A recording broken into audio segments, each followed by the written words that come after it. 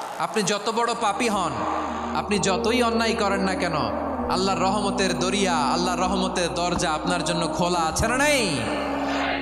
জায়নামাজটা বিছিয়ে দেন, চোখের পানি ছেড়ে দেন, 2 রাকাত নামাজ পড়ে সেজদায় লুটিয়ে পড়ে কাঁদেন। যত গুনাহ আপনার হোক না কেন, আপনার গুনাহ মাফ করে কবুল করে নিবে কে?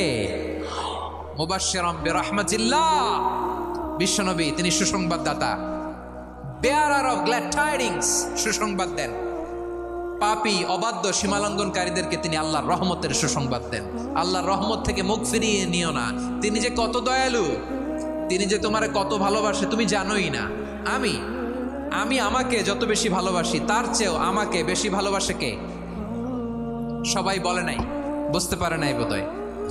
আমি আমাকে যত বেশি ভালোবাসি তার চেয়েও আমাকে বেশি ভালোবাসে কে? আমার মাতা পিতা আমাকে যত ভালোবাসে তার চেয়েও আমাকে বেশি ভালোবাসে কে? আমার প্রিয়তমা স্ত্রী আমাকে যত বেশি ভালোবাসে তার চেয়েও আমাকে বেশি ভালোবাসে কে? আবার আমরা যখন দোয়া পড়ি, আমরা পড়ি রব্বানা আতিনা ফিদ দুনিয়া হাসানাতাও ওয়া ফিল আখিরাতি হাসানাতাও ওয়া কিনা আযাবান নার। আল্লাহ দুনিয়ার কল্যাণ দাও, আখিরাতের কল্যাণ দাও, জাহান্নামের আগুন থেকে বাঁচিয়ে দাও। পড়ে আমিন। ওয়া কিনা আযাবান নার মানে কি? আল্লাহ তুমি আমাদেরকে বাঁচাও আগুনের শাস্তি থেকে। এটা বিশ্বনবীর সবচাইতে প্রিয় দোয়া ছিল। নবী যখন তাওয়াফ করতেন, প্রতিটা তাওয়াফে তিনি এই দোয়াটা পড়তেন। রুকনে ইয়ামানি থেকে হাজরে আসওয়াদে যখন তিনি যেতেন, এই দোয়াটা পড়তেন, রব্বানা আতিনা ফিদ দুনিয়া হাসানা ওয়া ফিল আখিরাতি হাসানা ওয়া কিনা আযাবান নার।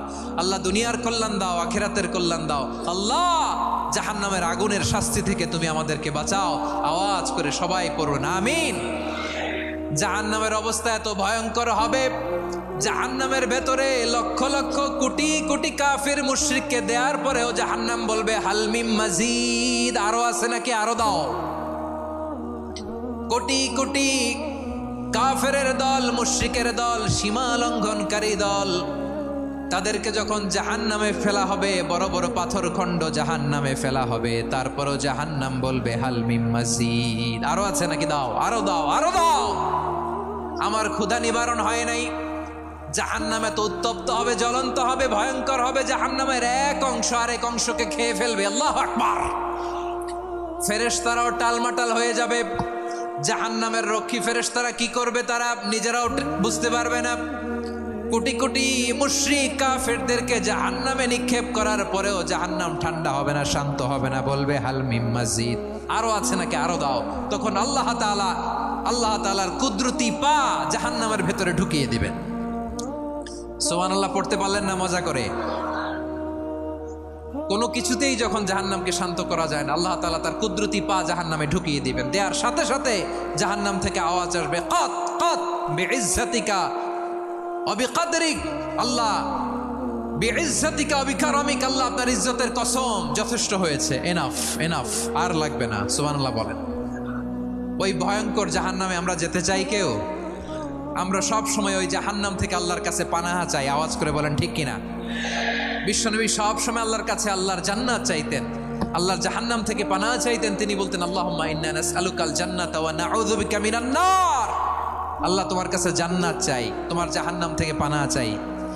বিশ্বনবী সাল্লাল্লাহু আলাইহি ইসলামের জীবনী, ওনার বায়োগ্রাফি নিয়ে কথা বলাটা দুষ্কর, কারণ এটার কোনো শেষ নাই, কুল নাই, কিনারা নাই, বিয়ন্ডলেস, বাউন্ডলেস, বটমলেস। সুবহানাল্লাহ বলেন। কারণ তিনি তো এমন নবী যিনি হ্যাঁ বললে এটা শরীয়তে হালাল হয়ে যায়।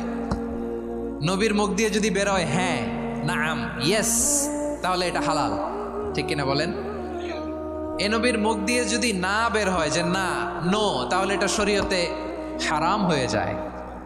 কেমন নবী আমরা পেয়েছি, যিনি হ্যাঁ বললে হালাল, না বললে হারাম, যিনি সাব্বাবা, এই আঙ্গুলি উপরের দিকে উঁচু করলে চাঁদ ভেঙে 2 টুকরা হয়ে যায়, যে নবী জমিন থেকে পা উঁচু করলে আল্লাহর আরশে মেরাজে চলে যায়, এমন নবীর উম্মত আমরা হয়েছি। যে নবীকে বাদ দিলে কোরআন বোঝা যায় না, কারণ এ নবীর উপরই কোরআন নাজিল করেছে কে? এ নবীকে বাদ দিলে হাদিস বোঝা যায় না, কারণ হাদিস তো এ নবীর মুখনিসৃত পবিত্র বাণী। সুবহানাল্লাহ পড়েন। এ নবীকে বাদ দিলে জান্নাত চিনা যায় না। কারণ জান্নাত তিনি চাক্ষুষ দেখে এসে আমাদেরকে মেরাজ শেষে বর্ণনা করে শুনিয়েছেন। এ নবীকে বাদ দিলে জাহান্নাম চেনা যায় না। এ নবীকে বাদ দিলে আমার রবকে চেনা যায় না। ঠিক কিনা বলেন? তো বিশ্বনবীর 5টি বৈশিষ্ট্যের কথা আল্লাহ তাআলা এ সূরাতে উল্লেখ করেছেন। আল্লাহ রাসূল সাল্লাল্লাহু আলাইহি ওয়াসাল্লাম যখন মক্কাতে দাওয়াত দিচ্ছিলেন, মক্কার কোরাইশরা নানাভাবে বিষ্ণু ঈসা ইসলামকে কষ্ট দিচ্ছিল, নানাভাবে ট্যাগিং করছিল, মিথ্যা অপবাদ দিচ্ছিল। কখনো কখনো তারা বিশ্বনবীকে বলছিল মিথ্যাবাদী, কাযযাব। কখনো বলছিল যে তুমি হচ্ছে জাদুকর, সাহের। কখনো বলেছে শায়ের, মুহাম্মদ তুমি কবি। কখনো বলেছে কাহেন, মুহাম্মদ তুমি গণক। এবং কখনো বলেছে মুহাম্মদ তুমি হচ্ছে মাজনুন, মানে পাগল। আওয়াজ করে সবাই পড়ুন নাউযু বিল্লাহি মিন যালিক। তাহলে বিশ্বনবীকে মৌলিকভাবে এই 5টি অপবাদ দিয়েছে। আমার কলেজা টুকরা সিলেটের ভাইরা, বিশ্বনবীর ব্যাপারে মিথ্যা অপবাদ মৌলিকভাবে দিয়েছে কয়টি? 5টি। বলেছে তুমি মিথ্যাবাদী, বলেছে তুমি গণক, তুমি কবি, তুমি পাগল, তুমি জাদুকর। বিশ্বনবীকে যে এই 5টি অপবাদ দেয়া হলো, আল্লাহ তাআলা এটা সহ্য করেননি। এই 5টি অপবাদের বিপরীতে আল্লাহ তাআলা বিশ্বনবীর 5টি চমৎকার বৈশিষ্ট্য উল্লেখ করে সূরাতুল আহজাবের 2টি আয়াত নাজিল করেছেন। আওয়াজ করে পড়েন আল্লাহু আকবার।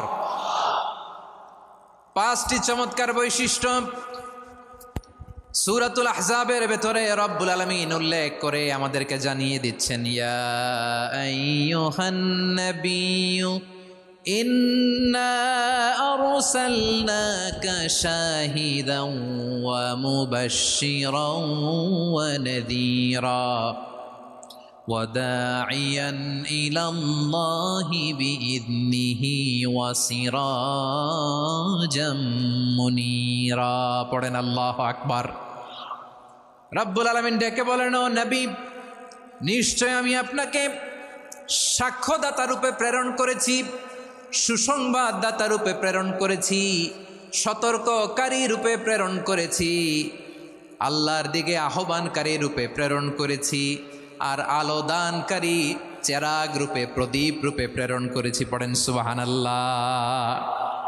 5টা বৈশিষ্ট্য। 1 নম্বরে আল্লাহ তাআলা বলেন, হে নবী, নিশ্চয় আমি আপনাকে সাক্ষ্যদাতা হিসেবে প্রেরণ করেছি। সাক্ষ্যদাতা, বিষ্ণু ঈসা ইসলাম সাক্ষ্য দিবেন, এজন্য শাহিদ। শাহিদ মানে সাক্ষ্যদাতা। আওয়াজ করে বলুন, শাহিদ মানে কি? তিনি সাক্ষ্য দিবেন।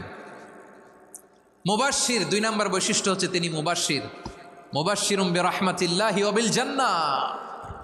তিনি আল্লাহর রহমতের সুসংবাদ দেন, তিনি আল্লাহর জান্নাতের সুসংবাদ দেন। সুবহানাল্লাহ পড়েন। 3 নম্বর বৈশিষ্ট্য হচ্ছে নাযীর, তিনি সতর্ককারী, ওয়ার্নার। তিনি সাবধান করতে এসেছেন, রিমাইন্ডার দিতে এসেছেন যে আল্লাহর পথে যদি না চলো, শিরকি কাজ যদি না থামাও, তাহলে এমন আযাব আসবে আল্লাহর পাকড়াও থেকে তুমি বাঁচতে পারবে না। তিনি নাযীর। বিষ্ণু ঈসা ইসলামের 4 নম্বর বৈশিষ্ট্য হচ্ছে দাঈয়ান ইলাল্লাহ, তিনি আল্লাহর দিকে আহ্বানকারী। এই যে আমরা আমাদেরকে পরিচয় দেই যে আমরা দাঈ, বলি না? বলি যে উনি হচ্ছেন একজন দাঈ ইলাল্লাহ। বহু বচনে আমরা বলি আদ-দুআত ইলাল্লাহ। এটা কোরআনের এই আয়াত থেকে এসেছে। সুবহানাল্লাহ পড়েন। ওয়া দাঈয়ান ইলাল্লাহি বিইذনিহি, আল্লাহর আদেশে বিষ্ণু ঈসা ইসলাম আল্লাহর দিকে মানুষকে ডাকেন। এবং বিষ্ণু ঈসা ইসলামের 5 নম্বর বৈশিষ্ট্য হচ্ছে সিরাজাম মুনীরা, আলো দানকারী প্রদীপ, আলোকদীপ্ত প্রদীপ, যে আলো দিয়ে তিনি গোটা বিশ্বকে আলোকিত করেছেন। আওয়াজ করে পড়েন আল্লাহু আকবার।